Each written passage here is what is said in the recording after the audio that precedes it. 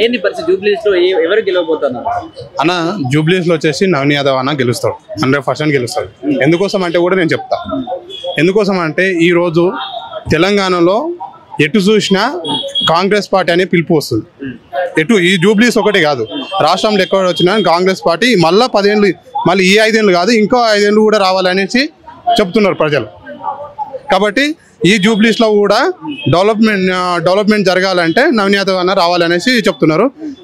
నేను వికారాబాద్ నుండి వచ్చిన వ్యక్తిని, నవీన్ యాదవ్ అన్నకు సపోర్ట్ చేసి మొత్తం అనేసి వచ్చినాయి ఇక్కడ. కానీ వికారాబాద్లో చూసుకుంటే ఎన్నడూ లేని అభివృద్ధి ఈరోజు జరుగుతుంది అన్న. ఇంతకుముందు 10 ఏళ్ల కాలంలో అసలు దళిత బంధు విషయాలు కానీ ఇంకా అనేక ఉచితాల విషయాలు కానీ పార్టీలో ఉన్న వారికి ఇచ్చారు. కానీ మా వికారాబాద్లో అట్లా కాదు. ఏ పార్టీ బీఆర్ఎస్ పార్టీ వాళ్ళకు కూడా ఇందిరమ్మ ఇండ్లు ఇచ్చారు మా వికారాబాద్ జిల్లాలో.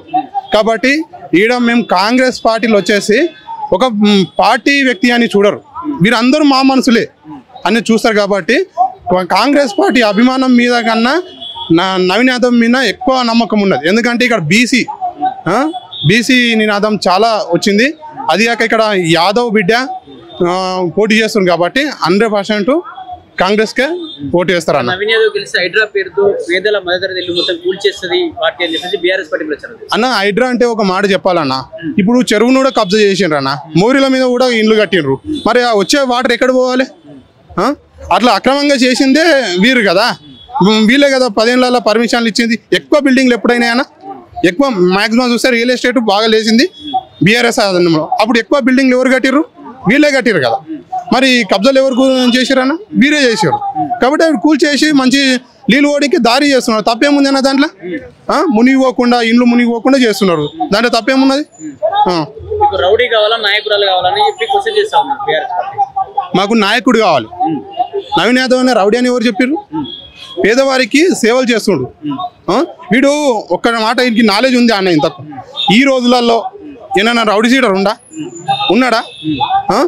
ఎక్కడ పోయినా సీసీ కెమెరా, ఎటు పోయినా టెక్నాలజీ పెరిగింది. ఒక్క దొంగదానం చేస్తే ఎంబడే పట్టేసుకుంటారు. మరి ఎట్లా రౌడీ సీటర్ అవుతారా అన్న నవీన్ అన్న?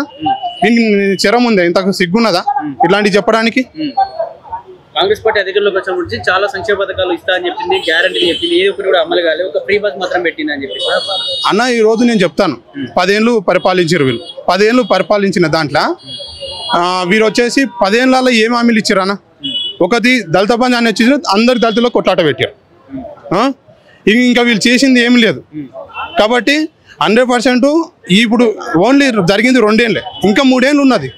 100% చేస్తారు, చేస్తున్నది కూడా. ఇంకా ఇప్పుడు నా మ్యారేజ్ అయ్యి 10 సంవత్సరాలు దాటింది. అప్పుడు రేషన్ కార్డు వస్తుందా అని ఎదురు చూసిన వ్యక్తిని నేను. నాకు రేషన్ కార్డు రాలేదు. మొన్న అప్లై చేసుకుంటే రేషన్ కార్డు ఎంబడే ఇచ్చిన. ఆఫీస్లో చుట్టూ తిరగలేను, నేను ఎక్కడ చుట్టూ తిరగలేను, నేను ఎంబడే రేషన్ కార్డు ఇచ్చేసారు. ఇంకేం కావాలన్నా?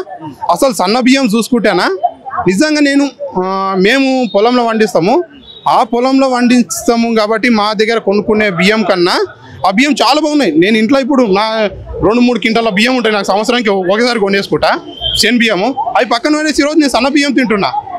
ఎవరి ద్వారా తింటున్నా చెప్పండి? ఎవరి ద్వారా తింటున్నా?